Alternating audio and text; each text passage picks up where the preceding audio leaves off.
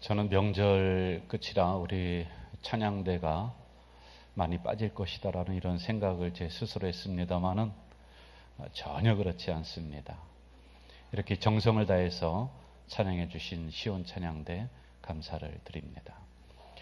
이번 명절은 연휴 기간이 그렇게 길지를 않았습니다. 저는 수요 기도회를 마치고 목요일에 아침에 시골을 다녀왔어요. 그리고 금요일에 다시 돌아왔습니다. 이제 연로하신 아버지가 계시기 때문에 가서 1년에 한 2번 정도 명절 때 가서 뵙고 인사를 드립니다. 그런데 이제 시골에 가기만 하면은 영 부담스러운 말씀을 자꾸 하세요. 아버지 이런저런 것을 더 해달라고 하는 이야기가 아니라 저를 보면은 꼭 붙잡고 두 가지를 이야기를 하는데, 첫째, 그게 굉장히 제가 부담이 되더라고요. 지금 너희들 교회 예배 인원이 몇 명이냐 이렇게 물으면 좋겠는데, 지금 너희들 교회 예배 인원이 지금쯤은 1,500명은 돼야 되는데 되냐 이렇게 물으세요. 그런데 갈 때마다 이게 500명씩 올라갑니다. 이번에는 2,000명이 되냐 그러는 거예요. 그래서 제가 속으로 어떤 생각을 하냐면, 우리 아버지의 계산법은 뭔가, 아니 어떻게 갈 때마다 500명씩 막 늘어나고, 혹시 우리 교회 장로님들이 연락을 해서 나한테 압력을 주는 건가. 그래서 이제 거기에 대해서 설명을 하기가 좀 뭐합니다. 그러면은 열심히 전도하고 있습니다, 이렇게 이제 대답을 합니다. 그리고 또 하나는요, 저희 아버지가 못 배우신 분이세요. 초등학교 괜신히 나오시고 시골에서 농사 짓고 하셨던 어른입니다. 평생 시골 교회를 지키셨던 분이거든요. 그런데 이분이 가면은 저를 앉혀놓고 꼭 하는 얘기가 뭐라고 얘기하느냐면은, 너 박사학위까지 받았는데 이제는 설교 같은 거 다른 사람 거 뺏기면 안 된다. 저는 뺏긴 적 없거든요. 뺏기면 안 된다는 거예요. 누구한테 들은 것 같아요. 다른 목사님들이 설교 표절을 하고 그런 것을 들은 것 같아요. 그리고 옛날에 했던 설교 자꾸 반복하면 안 돼, 그 얘기를 하시는 거예요. 그래서 여러분, 이참에 제가 오늘은 아주 밝히고 시작하려고 합니다. 오늘 설교는 우리 2014년 8월 31일 주일에 했었던 본문을 가지고 제가 말씀을 드리는데, 내용은 다릅니다. 초대교회의 세 가지의 표적이 있습니다. 본질적인 목적이라고 하죠. 캐리그마, 디아코니아, 코이노니아, 이 세 가지를 놓고 봅니다. 캐리그마는 말씀, 사역인 거죠. 그리고 디아코니아는 섬김, 코이노니아는 교제, 친교나는 겁니다. 그런데 여러분, 디아코니아, 섬김과 교제는 세상에서 더 잘합니다. 우리보다 뛰어나요. 그래서 원래 초대교회로부터 교회와 세상이 구별되는 것은 캐리그마였다. 즉 말씀 사역이었다. 세상에서는 이렇게 하나님의 말씀을 가지고 설교하지 않습니다. 전혀 그런 게 없습니다. 그러므로 세상과 우리가 본질적으로 구별되는 것은 하나님의 말씀 사역, 이 말씀을 전달하는 것이지요. 이게 중요한 기준으로 보고 있습니다. 말씀 사역의 핵심은 세 가지입니다.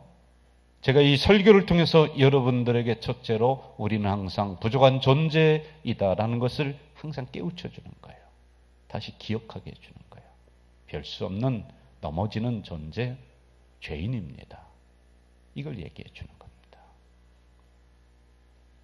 그리고 두 번째, 이 말씀 사역을 통해 여러분들이 살아가면서 점점 구원의 감격이 없어집니다. 그래서 예배를 소홀하게 하고 신앙생활을 소홀하게 합니다. 그것을 제가 이 말씀을 통해 다시 찔러주는 거예요.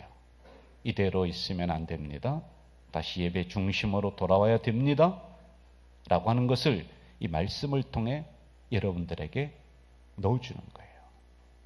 그리고 세 번째, 인생을 살아가면서 중요한 목적이 무엇인가를 이 설교를 통해 가르쳐 주는 것.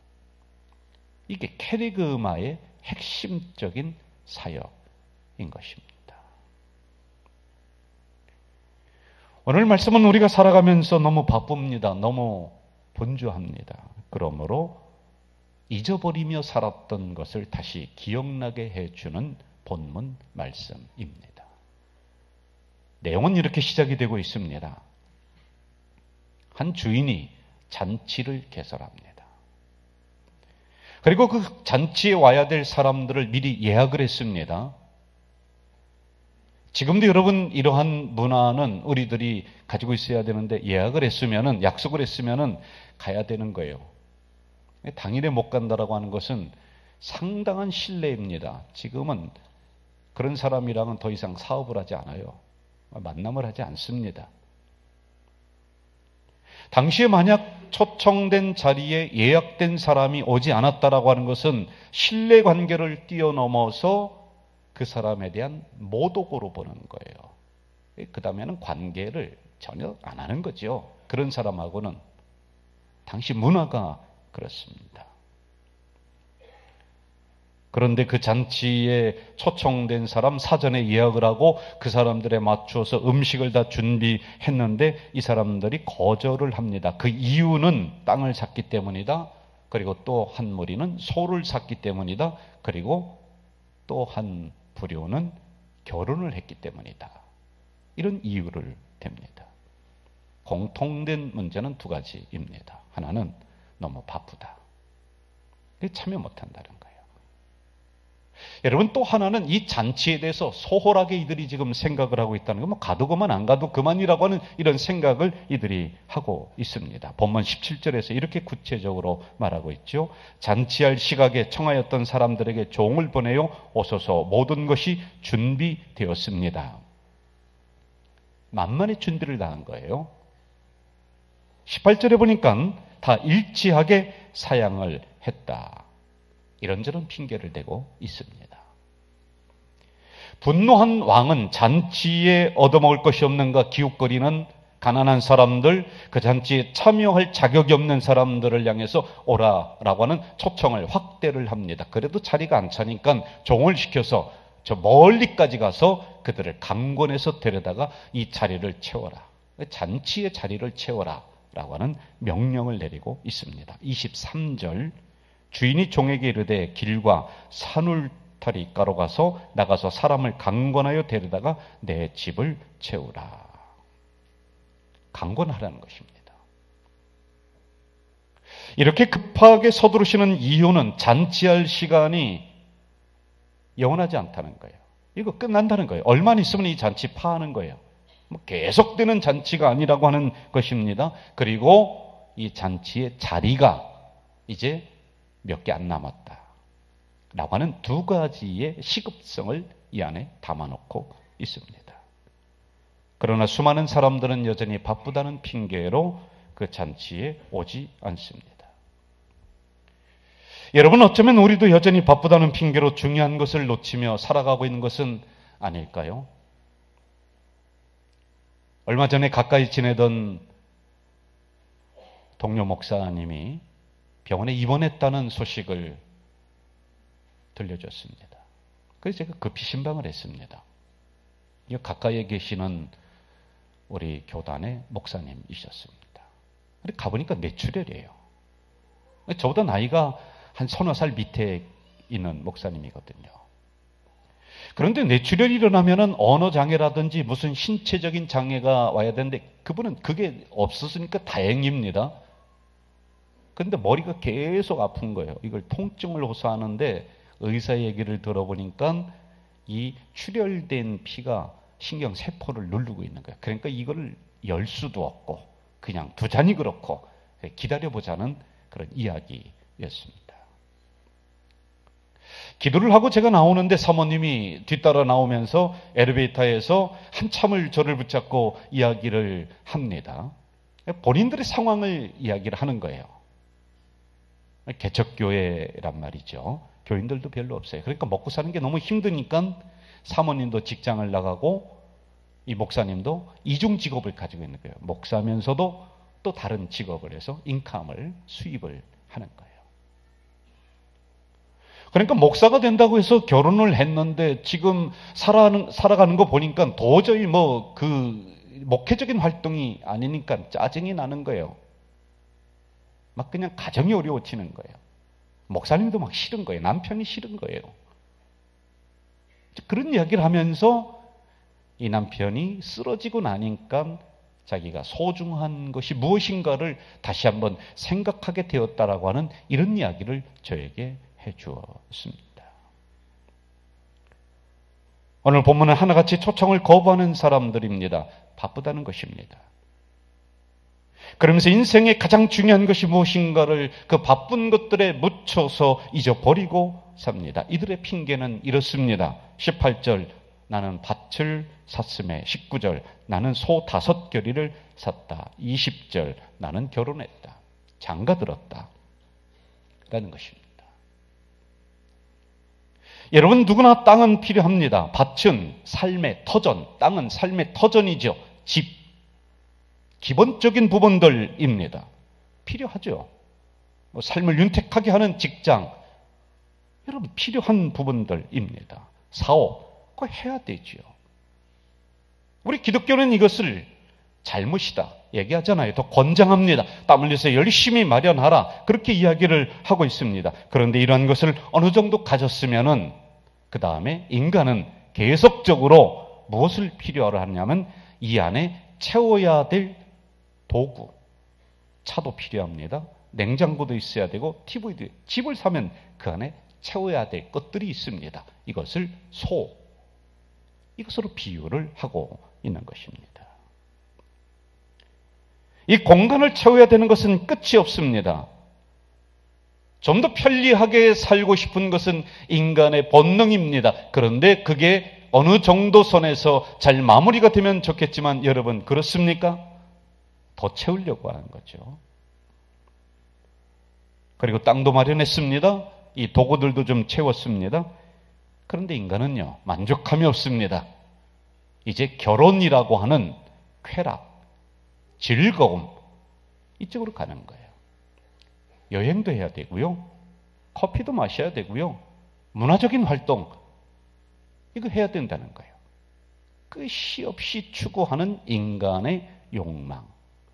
그러므로 가장 소중한 것들을 놓치고 있는, 이것을 말씀해주고 있는 것입니다. 그리스 철학자인 에피쿠로스는 인간의 욕망을 3가지로 나누었습니다. 첫째, 생존하는데 반드시 있어야 되는 욕망. 먹고 사는 것, 옷, 그런 도구들 있어야 됩니다. 두 번째, 자연스럽기는 하지만 반드시 필요하지 않은 욕망, 있어도 그만 없어도 그만. 세 번째, 자연스럽지도 않고 반드시 필요하지도 않은 욕망. 그런데 인간은 대부분의 이 3번째에 속해서 이걸 자꾸 추구한다는 거예요.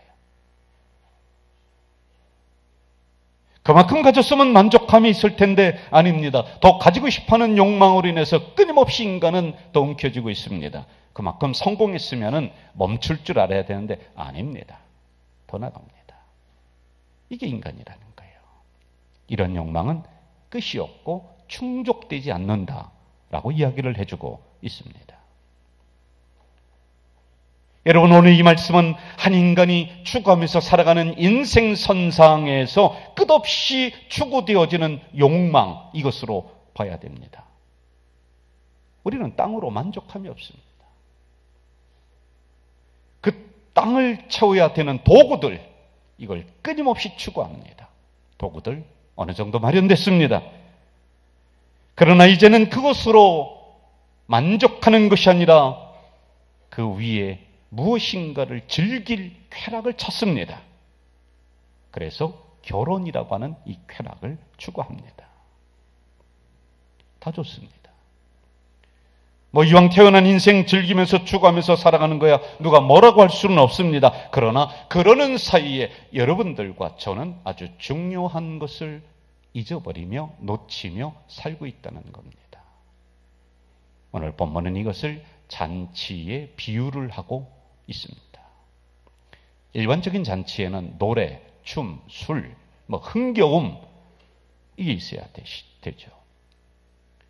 그러나 오늘 본문에서 말씀하시는 잔치는 그런 분위기하고는 거리가 멉니다. 16절, 어떤 사람이 큰 잔치를 베풀고 많은 사람을 청하였다. 그리고 그 다음 구절을 보면은 모든 것을 다 준비했다. 이 잔치는 기한이 있습니다. 종말론적이라고 하는 것입니다. 다시 말하면 사람들이 즐기면서 욕망을 채우기 위해 살아가기 때문에 마지막 잔치에 초청받고도 들어가지 못할 사람이 있음을 이 본문에서는 말씀해주고 있는 것입니다. 이것을 오늘 여러분과 제가 처한 현실로 가져가 봅시다. 천국 잔치의 또 하나의 샘플은 오늘의 예배로 해석을 하고 있는 겁니다.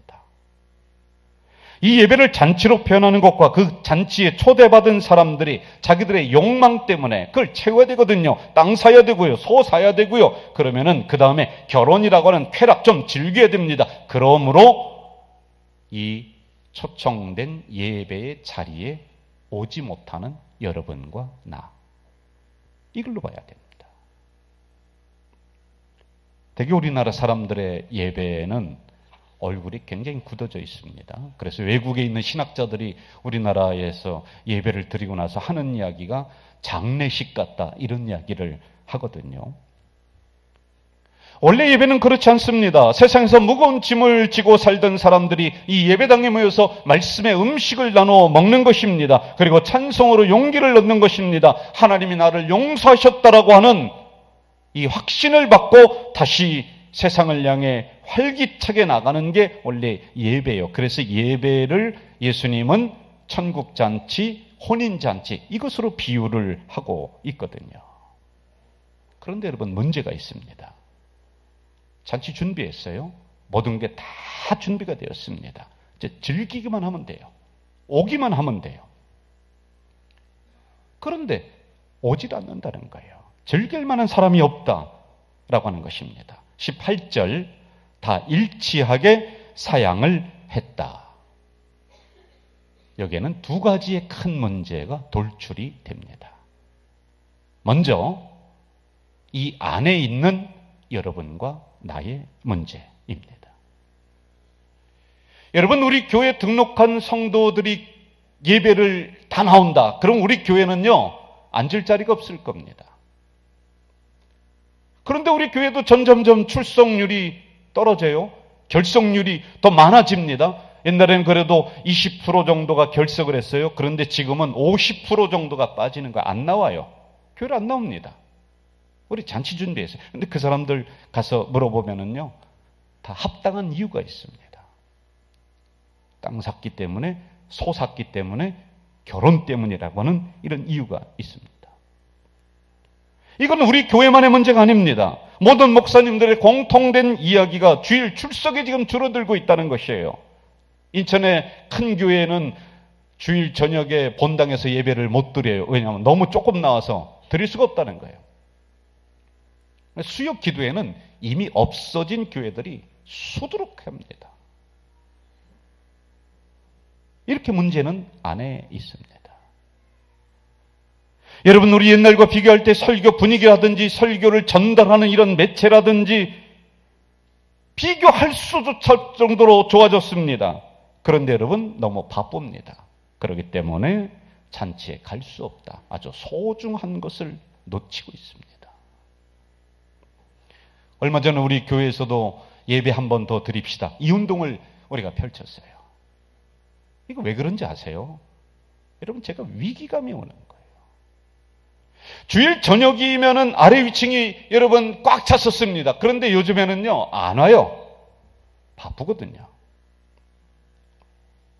수요 기도회 때도요, 아래층이 꽉 차서 정말 많은 사람들이 성경 공부하고 했는데 안 옵니다.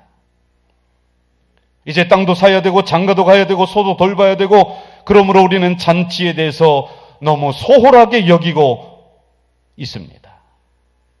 여러분, 우리는 조금만 마음을 쓴다면 결석할 이유들을 사전에 다 처리할 수 있습니다. 땅 사는 문제, 소 사는 문제, 결혼하는 문제, 참으로 중요하지만은 그것이 잔치를 대신할 수 없습니다. 그것이 예배를 대신할 수가 없습니다.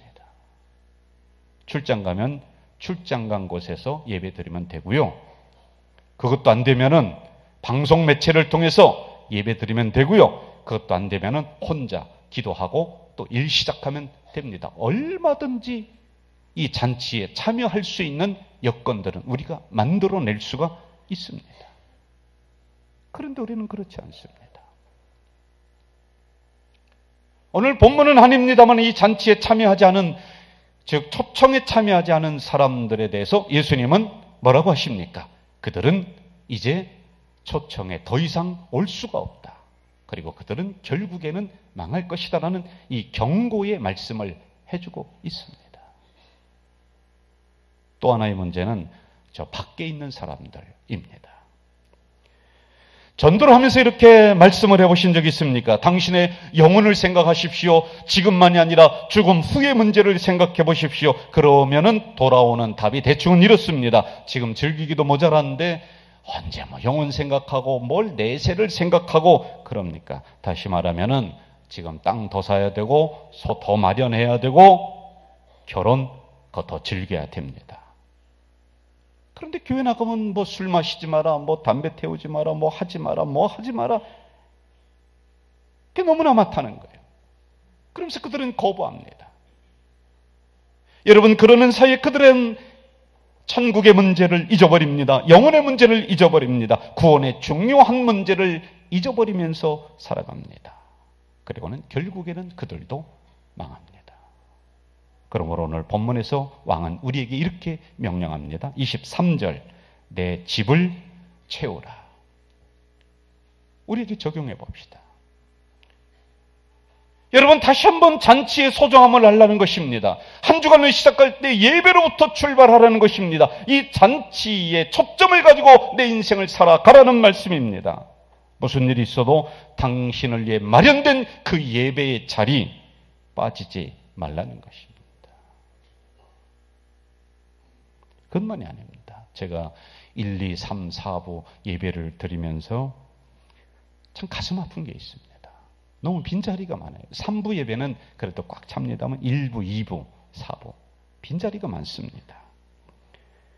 우리는 이런 구호를 외칩니다. 전도하면 형통합니다. 맞습니다. 전도하면 형통하게 됩니다. 그래서 모든 성도들이 이 예배당에 꽉 차게 되는 그런 즐거운 상상을 하게 됩니다. 그럼에도 불구하고 여전히 우리는 나도 그렇고요. 다른 사람을 향해서 이 초청의 자리를 채우지 않고 있습니다. 21절 이렇게 말합니다. 집주인이 노하여 그 종에게 이르되 빨리 시내와 거리와 골목으로 나가서 가난한 자들과 불편한 자들과 맹인들과 저는 자들을 데리고 오라. 지난 2월에 당회를 하면서 참으로 감사한 보고를 받았습니다. 가자동의 두산 위부가 입주를 시작을 했는데 46%의 입주율을 보이고 있다. 그리고 거기를 전도를 해야 되는데 아파트 전도대를 마련하겠다. 그리고 100가정을 목표를 해서 전도를 하겠다라고 하는 이런 보고였습니다.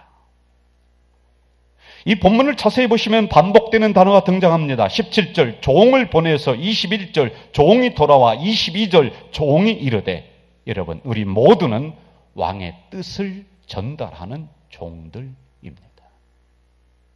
아직도 빈자리가 있습니다. 그러면 내가 나가서 그 빈자리를 채우라는 것입니다. 여러분 섬김전도, 아파트 전도, 무슨 수요 전도 오늘 이 시간에 이 말씀을 들은 내가 그 전도대에 참여해서 그 빈자리를 채우는 종이 되어야 된다는 것입니다. 지난주 3부 예배를 마치고 효성영광교회 가까운 교회죠.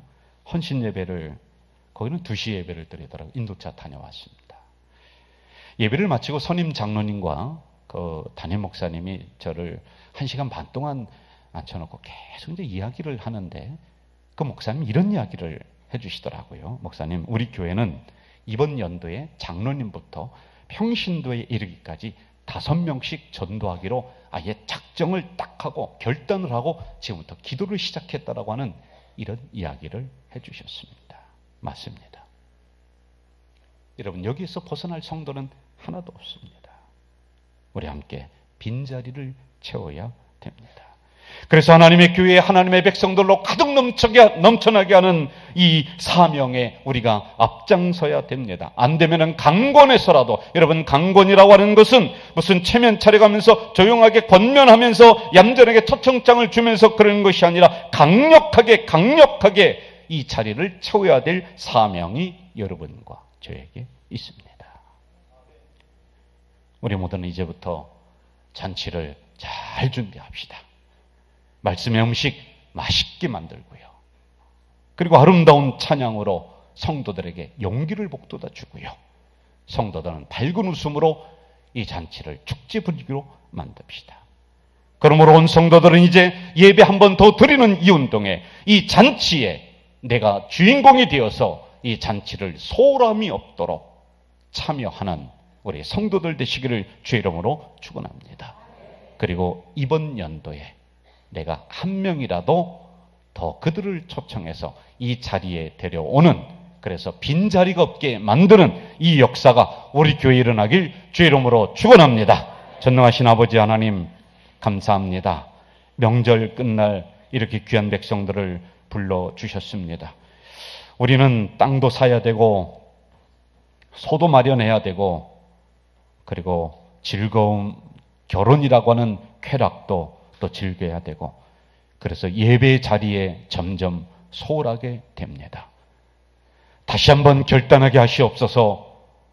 이 예배 자리에 내가 주인공 되게 하셔서 여기로부터 한 주간을 출발하는 은혜를 허락해 주시옵소서. 또한 아직도 잔치자리에 빈자리가 많습니다. 나가서 강권하여 이 자리를 채워라 말씀하신 그 명령을 받들어 우리가 나가서 그들을 데려와 이 잔치에 참여할 수 있도록 인도해 주시옵소서. 이 사명을 절대 놓치지 않는 우리 가자질교회 될 수 있도록 역사해 주시옵소서. 예수님의 이름으로 기도하옵나이다. 아멘.